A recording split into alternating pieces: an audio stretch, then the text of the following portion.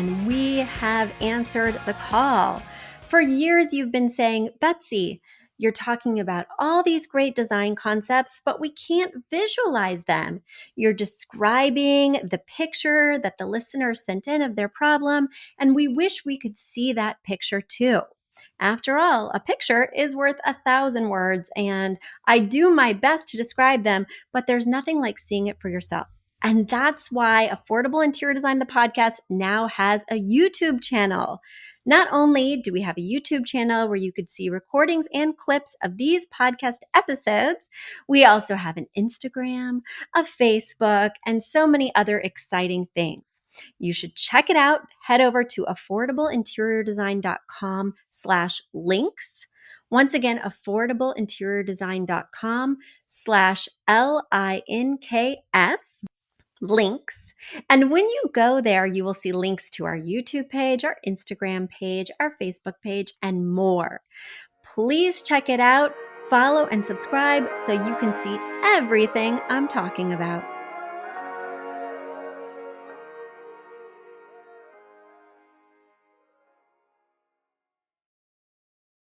Hello, friends. This, again, is not Betsy. It's Catherine, the producer who puts all this content up in the air so you can bring it back down onto your phones or whatever device you use.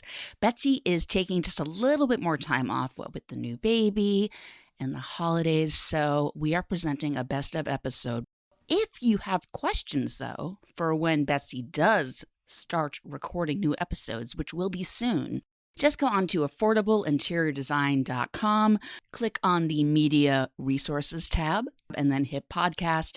And if you're a premium member or a regular member, just click on either and put in your question. She would love to have as many questions as possible because she misses you. So I hope you enjoy this episode, and happy holidays. Are you a fan of this podcast? Do you wish there was even more juicy content for you to sink your ears into? Well, there is.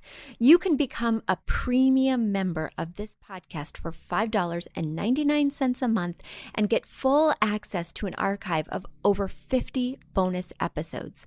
Additionally, we release a bonus episode every single month. That's a ton of extra content, including my personal interior design diaries, extra tips, my talking about trends, and so much more. Additionally, you'll be keeping us on the airwaves each and every week because your premium membership money goes directly back to making this podcast amazing. Check us out at affordableinteriordesign.com. Click on podcast to learn more and to become a premium member today.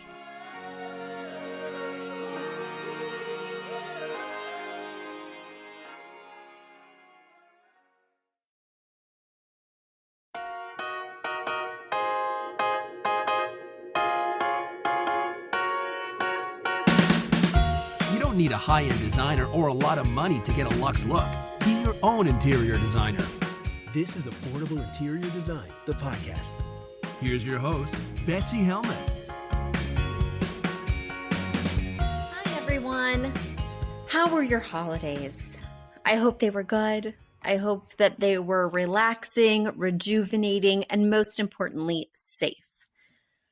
I'm recording this before the holidays, so I have not yet had a holiday with my family, but I am looking forward to it being cozy, mellow. I am deeply going to miss spending it with extended family. We have a very small family. My husband and I are both only children. So really, it's just us and our parents and our children. But still, even having one additional person in the mix can make a big difference and can make the day so much more special.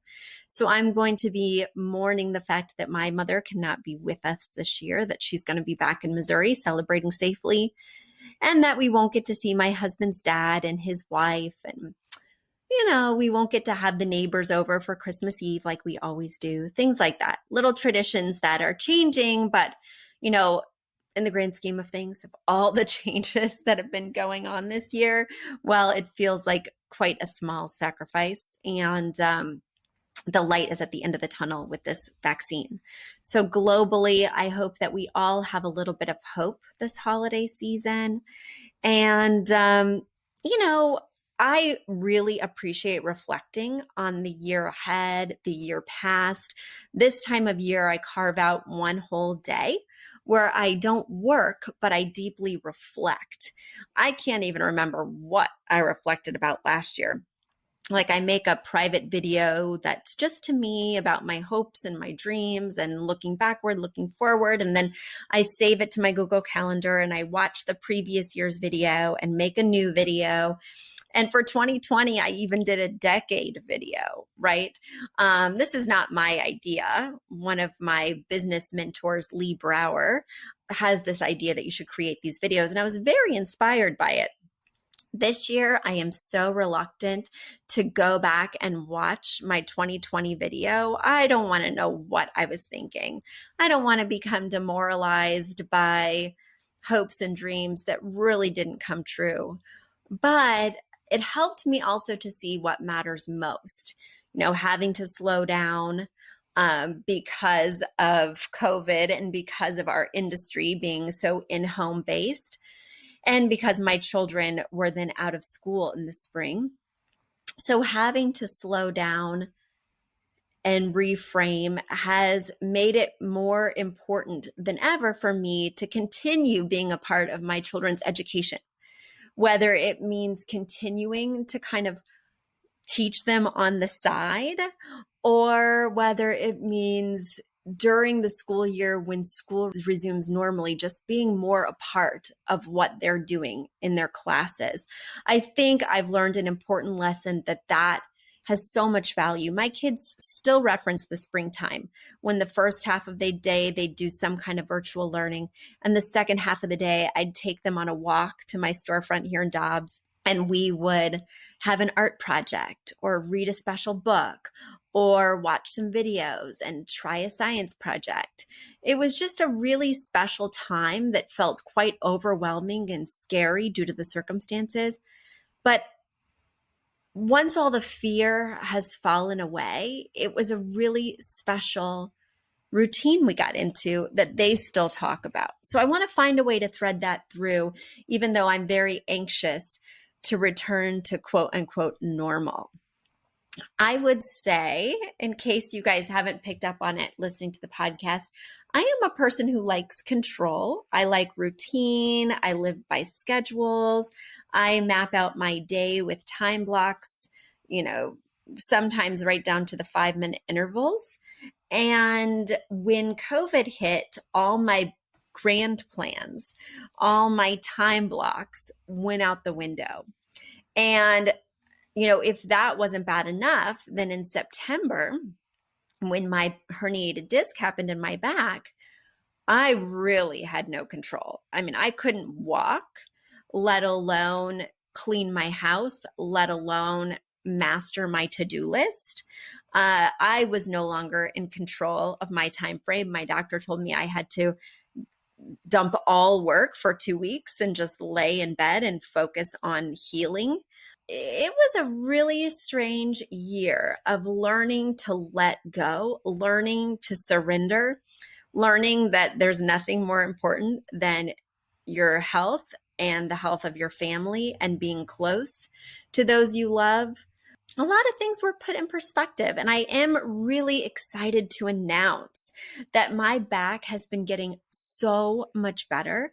I was on schedule to have surgery on December 22nd, and a week before that date, I was able to cancel my surgery, and I just feel so grateful, just awash with gratitude. In fact, one of you listeners made a really big difference for me. I think you wrote into Facebook. I can't remember how your tip came this way, but you recommended, based on hearing my story on the podcast, that I pick up this book.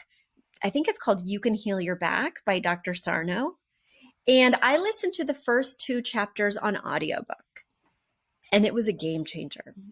It was a game changer. And, I do think that sometimes the mind-body connection can be overplayed. The fact that you can heal yourself with your own thinking and your own sort of perception. But I think sometimes it's underplayed. And boy, oh boy, reading just those 2 chapters, even though I plan on reading the rest, right?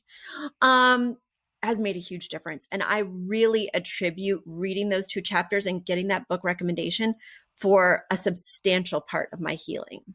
So, dear listener, whoever you are, thank you so much for recommending that book. And if you guys are struggling with back pain, if you struggled with back pain in the past, I know several of you wrote me with ideas for helping in terms of physical therapy and exercises. If you're continuing to struggle, I recommend reading that book. Of course, there's always underlying conditions that can make that mind-body connection a difficult one to attribute salvation to, right? But in this case, I do think a large part of my back pain was kind of a reaction to losing all control in my life and kind of trying to hang on to things that seemed to be out of my grasp. So anyway, I look forward to 2020 being one in which I conquer the goals that I put on the back burner, including that darn YouTube channel, because you guys have asked and kept it on me, and I appreciate it.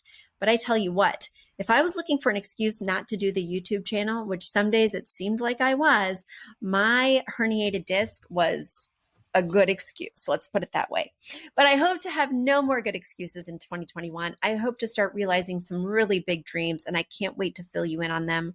I hope that you also get a chance to realize some really big dreams in 2021.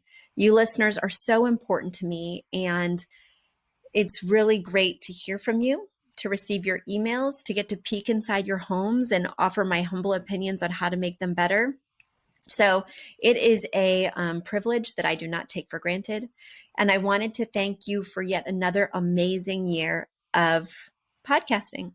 Also, a huge shout out to my producer, Catherine Heller.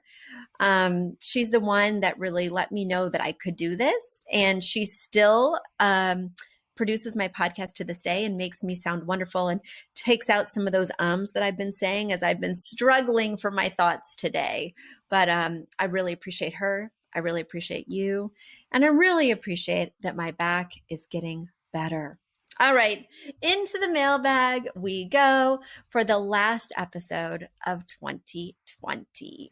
Okay, digging in here, my question comes from Melissa. Melissa writes, "Hi, Betsy. Greetings from North Carolina. This is the first of what will be, I'm sure, many emails from me over the next months. I just became a premium member. I'm going to do my best to keep your mailbag full. Please do, Melissa. I can't wait for more questions." Like Allison in episode 255, my partner and I are in the planning stages of our first home build. I am really looking forward to hearing her questions over the coming episodes, as I suspect she will encounter different conundrums than me. I'm sending you good vibes, Allison. My first question is about style. Since this is a new build, we get to make all the decisions about the interiors. You often say to let the existing architecture of the home guide your design decisions. But I get to create that architecture to some extent. I can be all over the map about style, and I am paralyzed by the prospect of making bad decisions. If you were working with a client in my situation, what questions would you ask them to help them discern what style direction to go with in terms of their interior architecture? We want it to be satisfying long term. Thank you in advance for your time. I'm so grateful to have you as a resource, and I'm glad to know how much you enjoy enlightening us, Melissa. Melissa, I do enjoy enlightening you. So here we go. I'm about to enlighten you on your dilemma. You have a blank slate, tabula rasa. You can do whatever you want. And for many of us, that's a dream come true. And for others of us, that is paralyzing. For me, I might be a little paralyzed as well with all the decisions, all the opportunities, all the choices you have available to you. The very first place I would start is looking for inspiration photos. Maybe you want to look for exterior inspiration photos first. How do we want it to appear from the outside? Because perhaps that will dictate some interior choices. For instance, if you're really in love with a ranch style outside, that lower home that only has one level, well, then that's going to deeply impact what you do inside. If you love a Victorian space, like one of my clients recently in New Jersey, who built a brand new Victorian inspired space from scratch, well, then you know you're going to have multiple levels. And that alone is going to inform some of your design decisions. So, what it looks like externally sets you up right before you even walk in, that first impression for what you will see inside, both in style, color, etc. Now, when you're through that door, you also want to rely on inspiration pictures. So I highly recommend you scour websites like House, Apartment Therapy, Lonnie Mag, House Beautiful, right? These often have external as well as internal pictures, and you can sort through them and really start to see a through line. Now, this is definitely an exercise that I would recommend that you do with your partner. Or if you feel like you don't want to compromise by searching together, why don't you guys, this could be a fun thing, search independently. So your partner looks for images that they find attractive, and then you guys share your Pinterest pages with each other after they're fully baked. So you can see where the crossover is.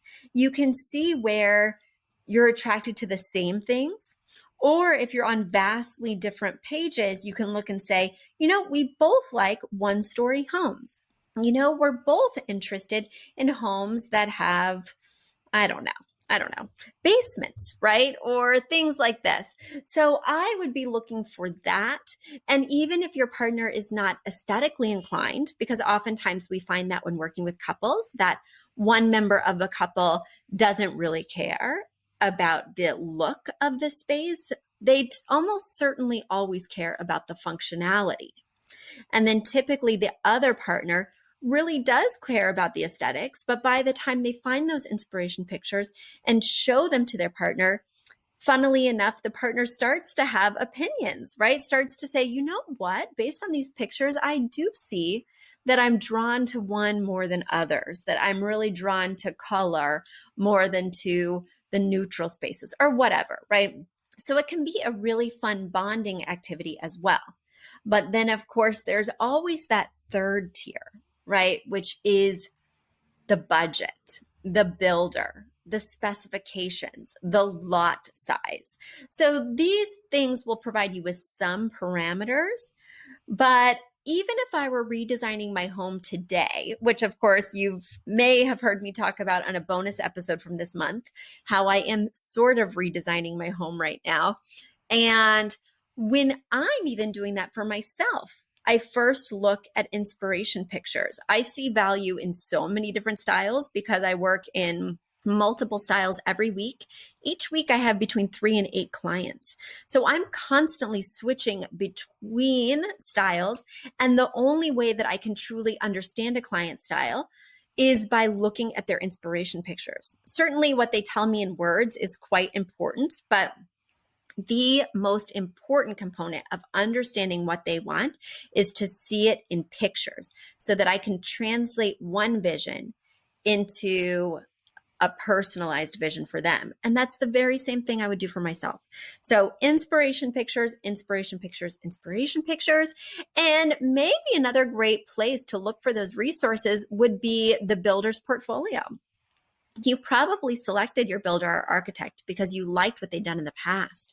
So use their previous photos of work they've done as your initial stepping off point, because the builder is going to be a partner in all of this, right? And so if they can stay in their zone of genius, if they can do something that they know how to do really well, well, then not only are they going to be in their element and producing an amazing product for you, but then you'll be sure to choose a builder who aligns with what you're looking for. So there we go. Those are my first thoughts. And you know what I love to do is pick out all those finishes. I worked a few years back at a place in the Hamptons, and we got to tear it down to the studs and truly make it what the client wanted. And I got to choose everything from what color the switch plates would be to where the outlets would go. And it was some of the most fun I've had in my career, deciding, oh, well, the nightstands are going to go here, so I want an outlet for each one. The TV's going to go here, so it's going to need a certain type of outlet.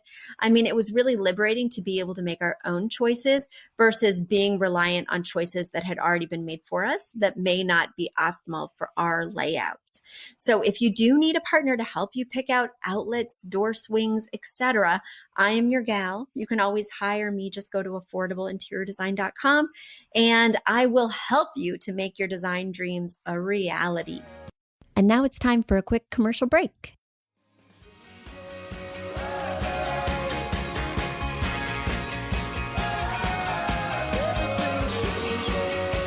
Have you ever dreamed of becoming an interior designer? You don't want to go back to university, you don't want to work for a large firm, but you just don't know how to get started. You want flexibility, you want to pursue your passion, and you want to make income. Well, you should definitely check out the Uploft Interior Design Academy. It's my proprietary program that I've used internally for years and have made available to the public. Not only do you get video modules that you can take at your own pace, but you also get one-on-one coaching sessions with me, group coaching sessions with our Facebook group of Academy students, and so much more. If you're interested, get more information and sign up for an exploratory call with me at affordableinteriordesign.com/academy. Once again, that's affordableinteriordesign.com/academy. It's time to start living the life of your dreams.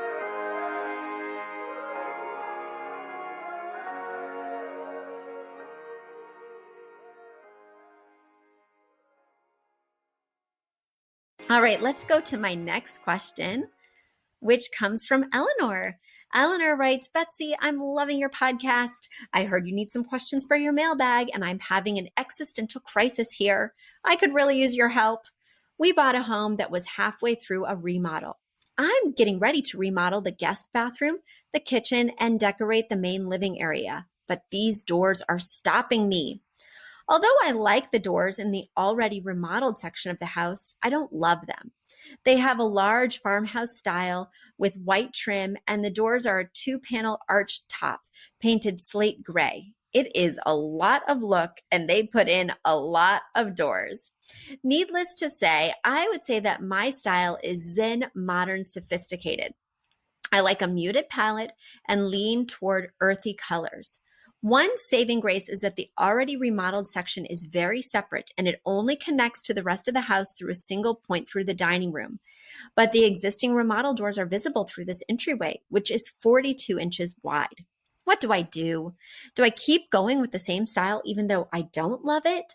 Should the new doors be the same color even though it's not what I love? Do I choose something complementary? What would be complementary but Zen modern? Do I change the existing archtop doors for something that I love? This dilemma is holding up the entire renovation. Thank you so much. Well, Eleanor, I'm very excited to help. So when you buy a place that's already built, unlike Melissa's situation, when you buy a place that already is in existence, it has a lot to say about the design that you go in the space. And if you choose a home that has a lot of personality, a lot of flavor, which it sounds like this home has, then you need to embrace that. You can't deny it. You don't want one of the sides of the home to feel farmhousey and the other side of the home to feel modern, right? That would feel really disjointed and would lack cohesivity. It would also make it really hard to sell in the future. So you will definitely need to continue some of the elements from the remodeled farmhouse side into this newly renovated side. Or you need to go into the other side of the home and start making some changes there with items that you didn't like. You kind of need to decide how much you don't like those elements. Now, certainly you could somewhat water them down in the new section of the home. Instead of having arched doors, maybe you could stick with that chunky molding with those panel doors, but not do the arches, right? Maybe even consider painting them the same color as those other doors so that there is a through line, but you don't have to take it over the top. If this is a home you're going to be in for 10 to 15 years, I recommend, while you've got those builders there, evaluating those other doors you don't like. If this is going to be your dream home, why compromise? They're already in the space. Changing out doors is small compared to other things that they might have to change out. And I think it would be worth the investment, because I can tell you right now, if you don't do these things during phase 1 of your remodel, if you say, you know what, I'll get around to changing those other doors later, you will not get around to it. Remodeling your home is trauma. It's traumatic. It's difficult. People are in and out of your home all day that you don't know. They're messing things up. They're bumping your walls. You're moving your furniture. Everything's covered in plastic.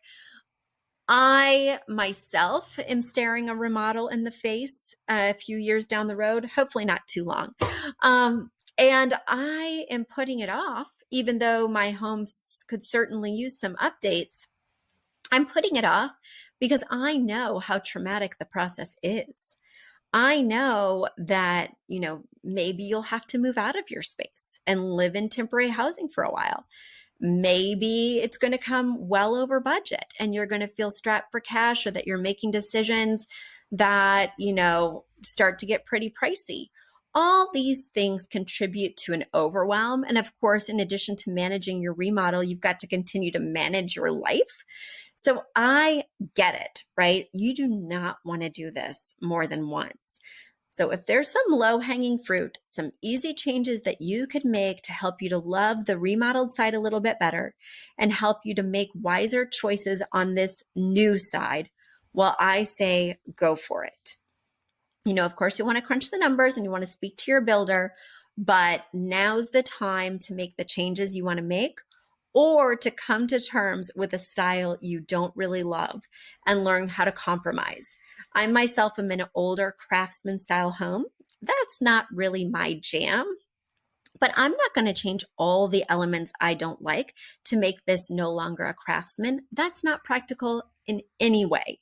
So I'm going to take those elements I like of the craftsman style, the chunky woodwork, the leaded windows, and I'm just going to weave some of that in to the newly remodeled spaces I'm doing.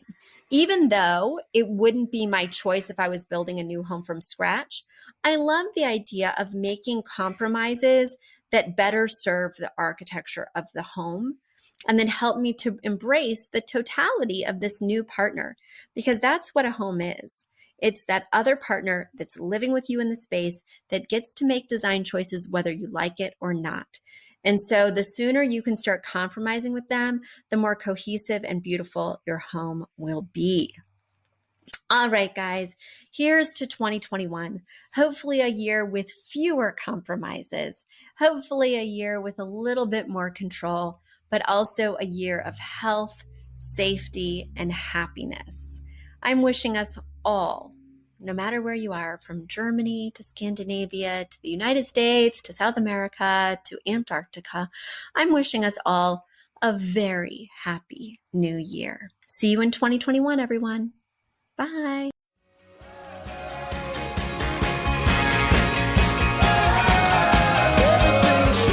Do you love learning about interior design?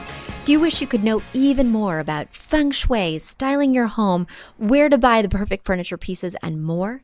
Well, you can. We offer online classes. Head over to affordableinteriordesign.com, click on the shop tab, and you'll see our 3 45-minute online classes. Purchase them one by one for $40 a piece, or get the value pack of all 3 classes for $90, and we'll throw in the paperback version of our book for free. Heck, I'll even autograph it for you. Be sure to use promo code PODCAST at checkout to get 15% off your order.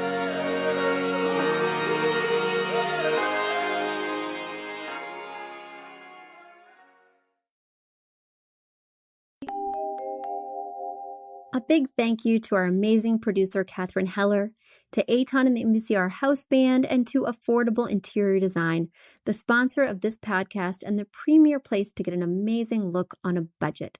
Check out affordableinteriordesign.com. If you guys love the show, the very best way to support us is by spreading the word. Tell your friends or write us an awesome review on iTunes. So until next week, guys, thanks so much for joining us, and I'll talk to you soon. Bye.